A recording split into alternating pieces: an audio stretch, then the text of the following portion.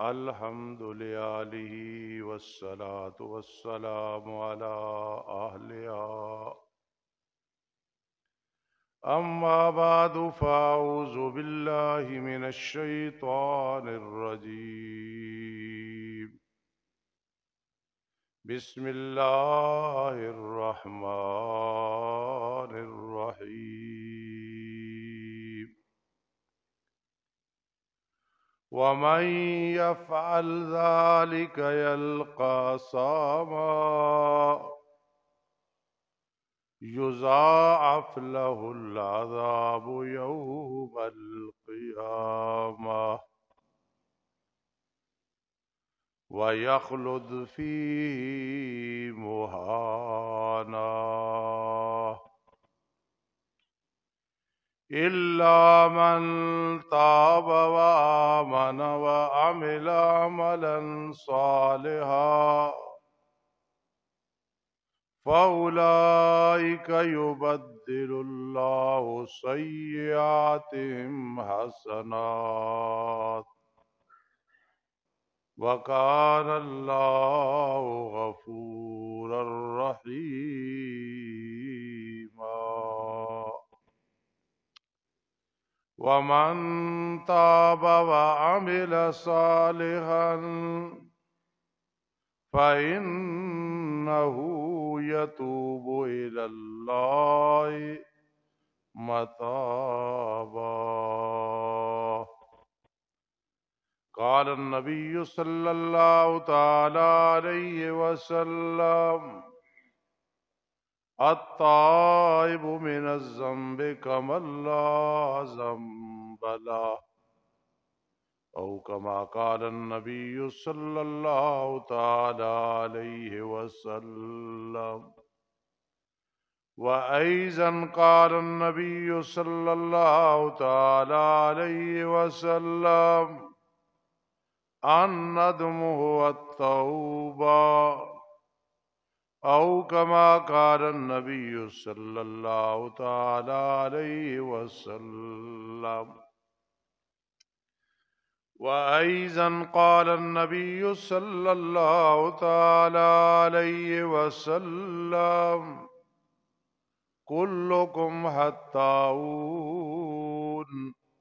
وخير الحتائين التوابون أو كما قال النبي صلى الله تعالى عليه وسلم. وأيضا قال النبي صلى الله تعالى عليه وسلم التائب حبيب الله أو كما قال النبي صلى الله تعالى عليه وسلم سبحان ربك رب العزة عما يصفون وسلام على المرسلين والحمد لله رب العالمين. اللهم صل على سيدنا محمد وعلى آل سيدنا محمد أفضل صلواتك بعدد معلوماتك وبارك وسلم عليه.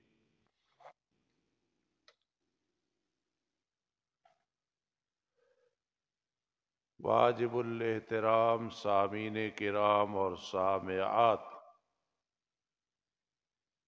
آج کا ہمارا موضوع جو مفتی صاحب حفظہ اللہ نے معین کیا ہے وہ ہے ضرورت قرآن.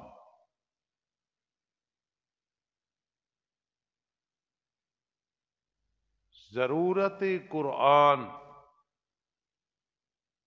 آسان سی بات ہے لیکن بہت زیادہ اہم ہے. یہ سمجھ آ جائے تو انسان کی زندگی سنور جاتی ہے. اور اگر یہ سمجھ نہ آئے تو پھر قیامت کے دن اس ذلت کا سامنا کرنا پڑے گا۔ اللہ سب کو محفوظ رکھے کہ مدنی کریم صلی اللہ تعالی علیہ وسلم رب ذوالجلال کے دربار میں جب یہ فرمائیں گے یا رب ان قوم اتخذوا ھذا القرآن مہجورا، ان لوگوں نے تیری کلام کو چھوڑ دیا تھا، اسے سینے سے نہیں لگایا تھا، اس لیے رمضان المبارک کا مہینہ ہے۔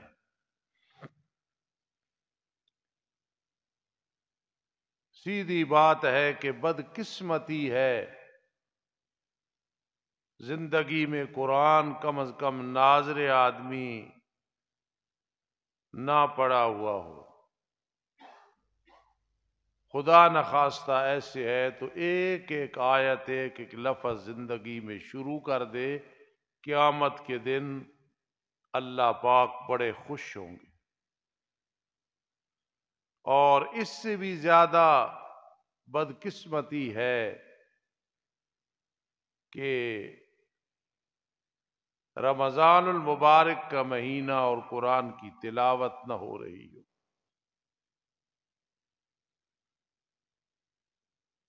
ضرورت قرآن کیا ہے اس کو سمجھنا ہے، اور آج دن میں کم از کم ایک آدمی کو ضرور بتانا ہے۔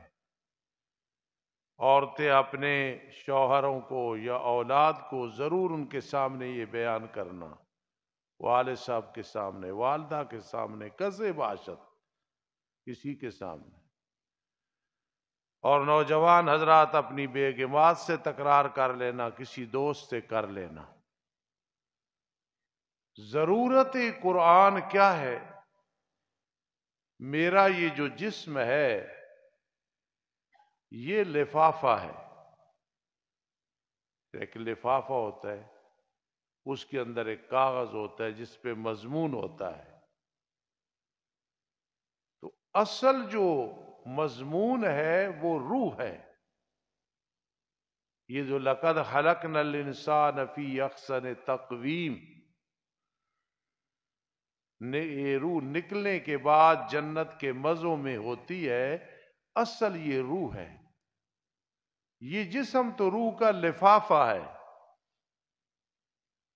مرتے وقت اس کو علیحدہ کر دیا، ادھر ایک مثالی جسم دیا جاتا ہے جو اسی طرح ہوتا ہے۔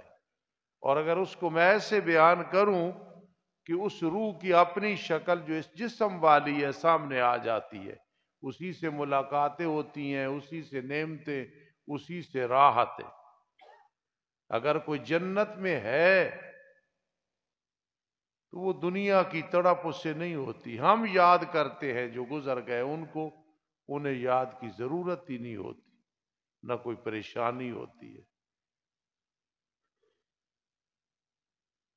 تو انسان کا یہ جو لفافہ ہے، یہ جو جسم ہے، اس کا جو مضمون ہے وہ روح ہے۔ اور مزے کی بات ہے، جس طرح کہ انسان سمجھانے کے لیے کہتا ہے یہ میرے استاذ ہیں اور ان کے جو استاذ ہیں ان کی یہ بات ہے، یہ میرا دوست ہے، اس کا ایک دوست ہے، اس کی یہ بات ہے۔ جب یہ دائرہ وسیع ہو جاتا ہے، اللہ اکبر، پھر لطف آتا ہے۔ تو میرے اس لفافے کا جو مضمون ہے روح ہے، وہ روح ہے، روح انسانی ہے۔ ایک جسم ہے، آگے نفس ہے، آگے روح ہے۔ نفس کا کام ہے روح اور جسم کو آپس میں ملانا، جس طرح کہ ایک رشتہ کرانے والا ہوتا ہے، رشتہ کرانے والی عورت ہوتی ہے کہ ملا دیتی ہے رشتوں کو۔ تو نفس کا کام ہے جسم اور روح کو آپس میں ملانا.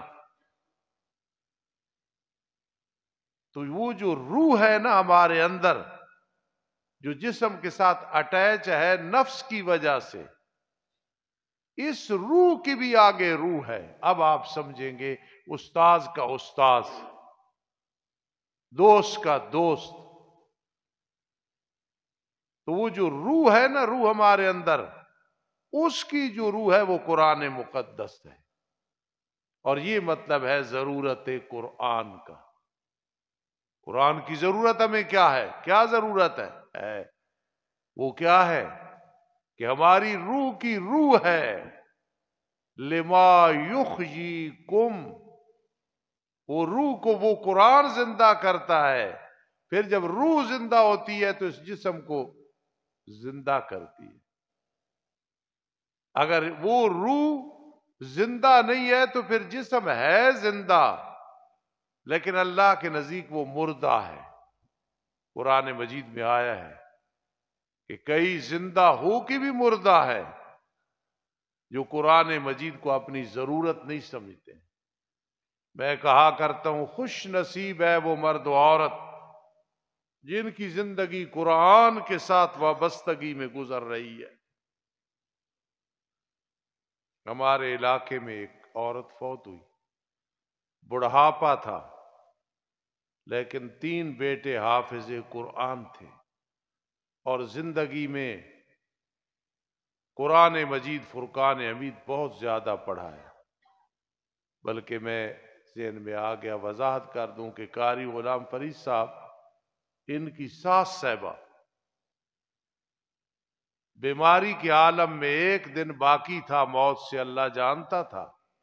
ان کے بیٹے مولانا فضل داد حفظہ اللہ میرے مائع ناز شاگرد ہے، زبردست مدرس ہے. انہوں نے مجھے بتایا کہ استاد جی والدہ کے منہ کے ساتھ کان لگایا تو سورہ یاسین کی تلاوت کر رہی تھی. یہ ہے زندگی. کوٹھی بنا لی، بنگلہ بنا لیا، مربے لے لیے، کاروبار میں آگے نکل گئے، عمرے اور حج کر لیے، بہت اچھی چیزیں ہیں اگر حلال سے ہو. لیکن مقصد یہ ہے قرآن کے ساتھ اپنا تعلق. تو بس موضوع یہ ہے کہ ضرورت قرآن کیا ہے؟ جسم کی روح، روح کی روح آگے قرآن ہے. سبحان اللہ، سبحان اللہ، سبحان اللہ. اشاب کے مولا بشیر احمد گزرے ہیں رحمت اللہ تعالی علیہ، بہت بڑے مدرس تھے، علم ادب میں بڑے ماہر تھے.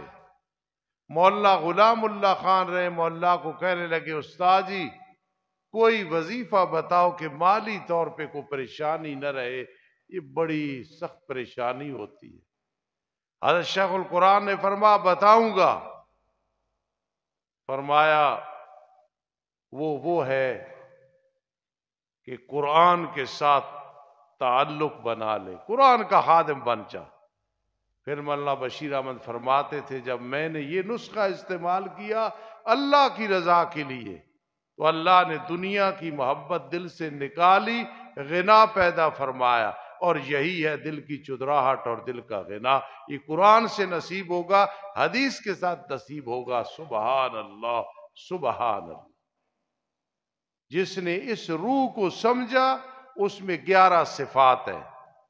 کچھ میں نے کل بیان کی، کچھ آج انشاءاللہ مکمل کرتے ہیں. پہلی چیز ہے وَمَن يَفْعَلْ ذَلِكَ يَلْقَى أَثَامًا. آج کے درس میں جو پہلی ہے، کل آدھی بیان ہو گئی تھی.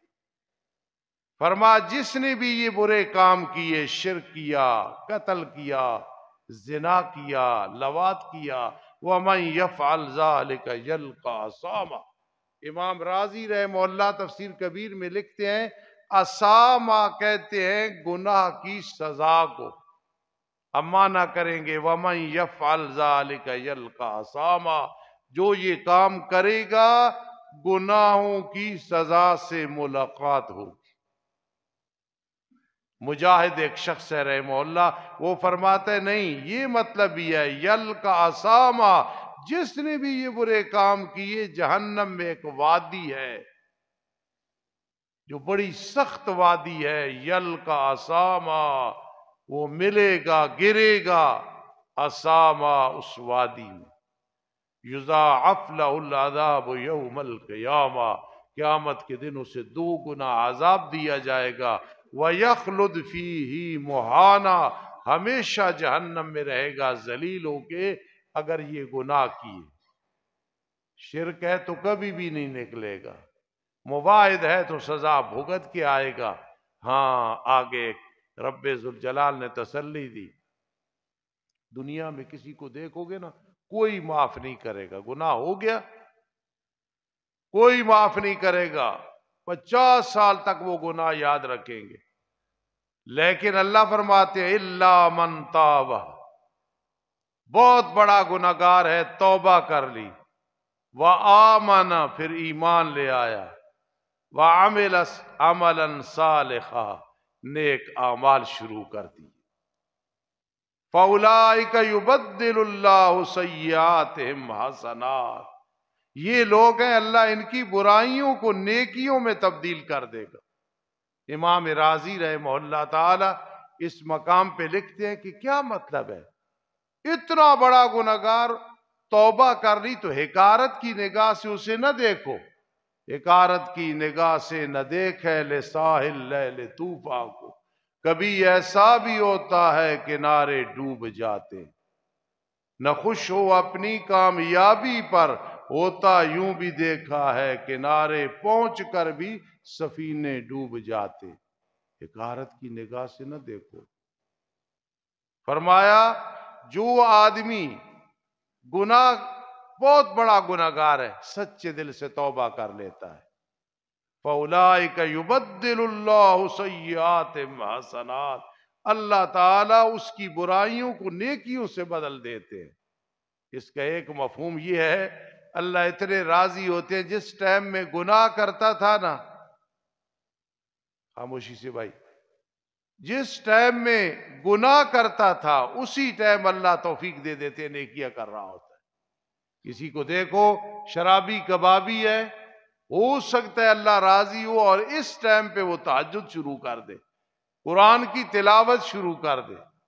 ہمارے ایک دوست فوت ہو گئے، کہتے تھے کہ میں مزدوری کرتا تھا گجرات کے علاقے میں، تو وہاں ایک آدمی تھا جو اللہ کا بہت بڑا نافرمان تھا، ہم بھی اس کے ساتھ اللہ کی نافرمانیاں کرتے تھے۔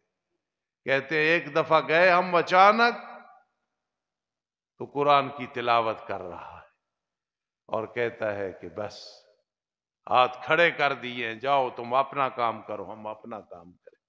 کہ ہم پہ اتنا اثر ہوا، اتنا کسی خطیب کا اثر نہیں ہوا، استائب کا اثر ہوا، ہم نے کہا پھر ہمارے بھی ہاتھ کھڑے۔ التائب حبیب اللہ، سچے دل سے توبہ کر لے، آنسو بہا لے، حبیب اللہ، وہ اللہ کا محبوب بن جاتا ہے۔ التائب من الذنب کمن لا ذنب لہ، گناہوں سے توبہ کرنے والا گویا گناہ کیے ہی نہیں ہے۔ الندم هو التوبہ، شرمندہ ہونا یہی توبہ ہے۔ تو فرما فَأُولَئِكَ يُبَدِّلُ اللَّهُ سَيِّئَاتِهِمْ حَسَنَاتٍ، ان لوگوں کی اللہ برائیاں نیکیوں کے ساتھ بدل دیتے ہیں۔ کیا مطلب؟ اس ٹائم اللہ توفیق دے دیتے ہیں نیکی کرنے کی۔ دوسرا اس کا مطلب یہ ہے، اللہ جب اپنی رحمت کے جوش میں آتے ہیں نا، سبحان اللہ سبحان اللہ سبحان اللہ سبحان اللہ، پھر قیامت کے دن جب راضی ہوں گے نا تو سیئات کو نیکیوں سے بدل کے جزا دے دیں گے۔ جس طرح حدیث میں آتا ہے کہ قیامت کے دن اللہ فرمائیں گے کہ چھوٹے گناہ لاؤ، مسلم شریف کی حدیث ہے، لایا، اس کے بدلے میں اسے جزا دے دو، میرا وعدہ تھا فَأُولَئِكَ يُبَدِّلُ اللَّهُ سَيِّئَاتِهِمْ حَسَنَاتٍ۔ پہلے جب کہا جائے گا اس کے چھوٹے گناہ لاؤ تو پریشان ہو جائے گا۔ جس طرح حدیث میں آتا ہے قیامت کے دن اللہ ایک آدمی پہ پردہ کرے گا، یہ گناہ تو نے کیا تھا، تو آدمی بہت ڈر جائے گا کہ یہ اب منظر عام میں آئے گا، یہ تو ایسا گناہ ہے، ایسا گناہ ہے کہ کسی کو پتہ نہ چلے۔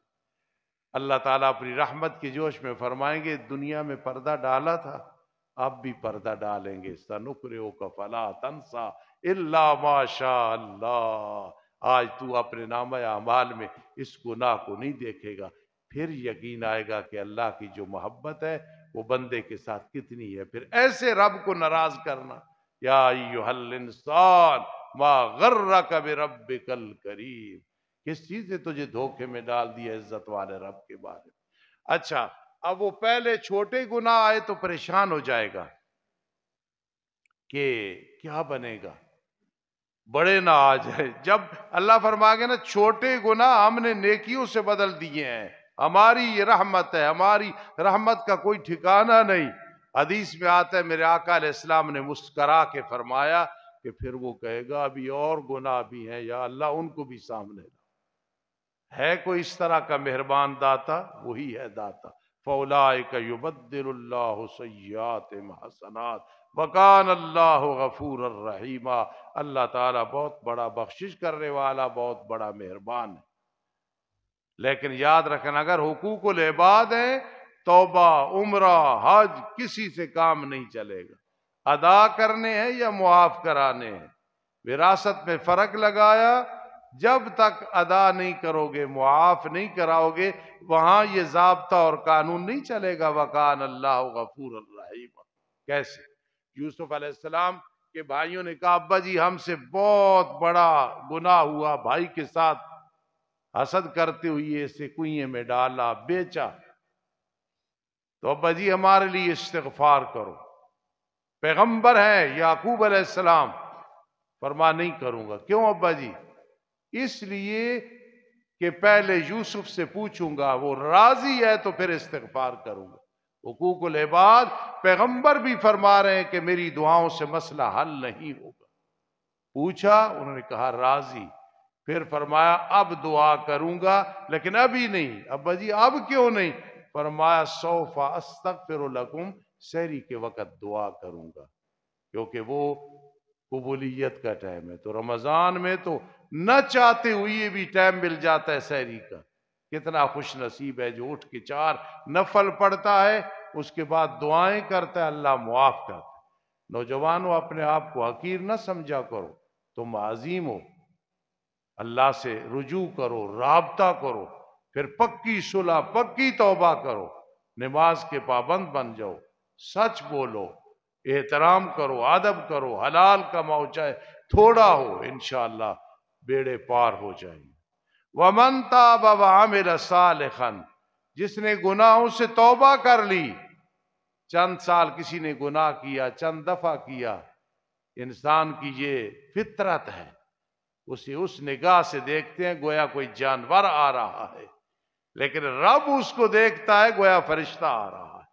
دیکھو نا کیا فرما، التائب حبیب اللہ، گناہ سے توبہ کرنے والا، حبیب کا معنی ہوتا ہے محبوب، حبیب اللہ، وہ اللہ کا محبوب ہے۔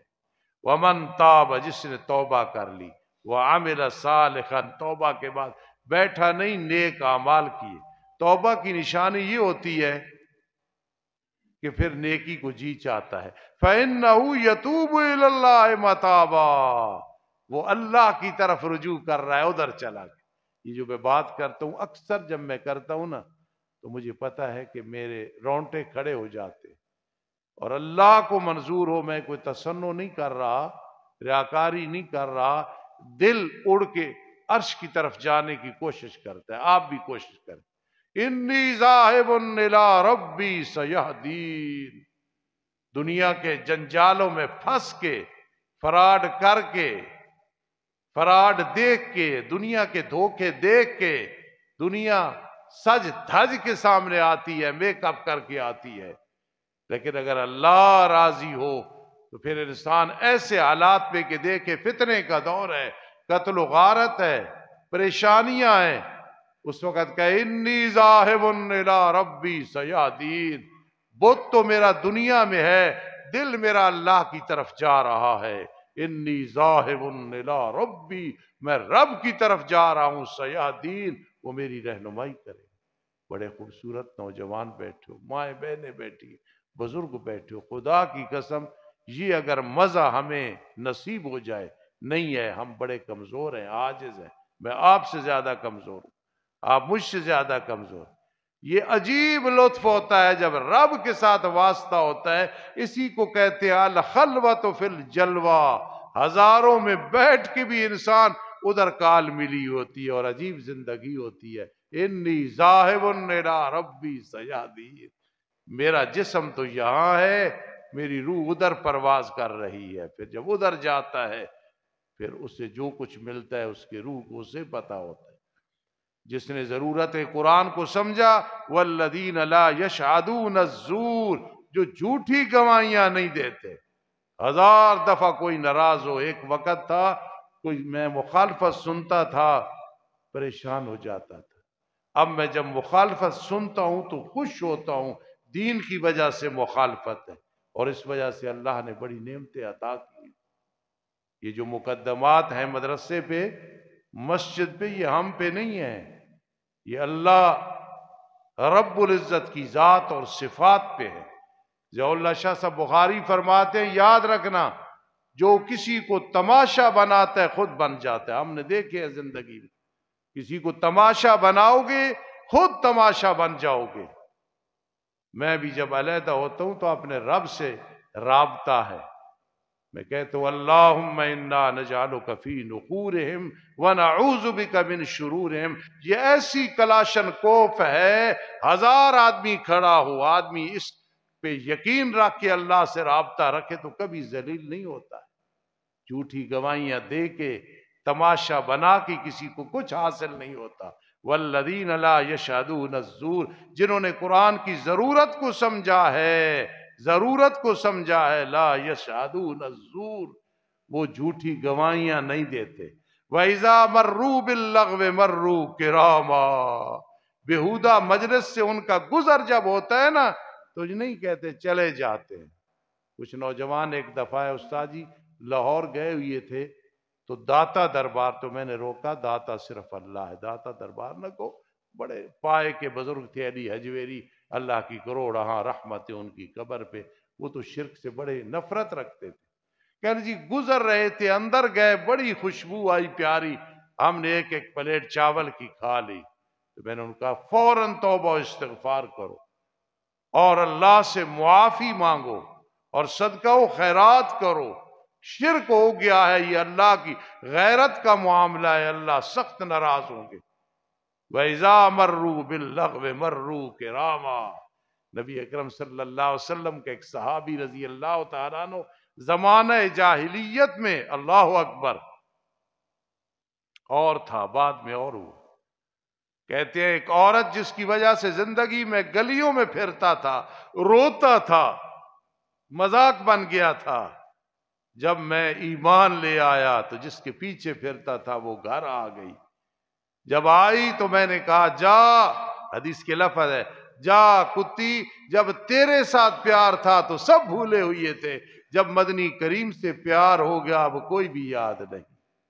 وَإِذَا مَرُّوا بِاللَّغْوِ مَرُّوا كِرَامًا. تم بہت بڑے انسان ہو، زندگی کا پتہ نہیں، اس بات کو سمجھو، اپنی قدر پہچانو، اللہ سے اپنا تعلق بنا لو. در جوانی توبہ کردند شیوہ پیغمبری، وقت پیری گرگ ظالم میں شود پرہیزگار. شیر بوڑھا ہو جاتا ہے وہ بھی شرارتیں چھوڑ جاتا ہے. مزہ ہے کہ جوانی برقرار ہے، گناہ پہ قادر ہے، گناہ کی دعوت مل رہی ہے، کہے انی اخاف اللہ، میں اللہ سے ڈرتا ہوں. اللہ کی رحمت ایسے اس کو ڈھانپ لیتی. وَإِذَا مَرُّوا بِاللَّغْوِ مَرُّوا كِرَامًا. جب بیہودہ مجلس سے گزرتے ہیں عزت کے ساتھ گزر جاتے ہیں. وَمَا عَلَيْنَا إِلَّا الْبَلَاغُ.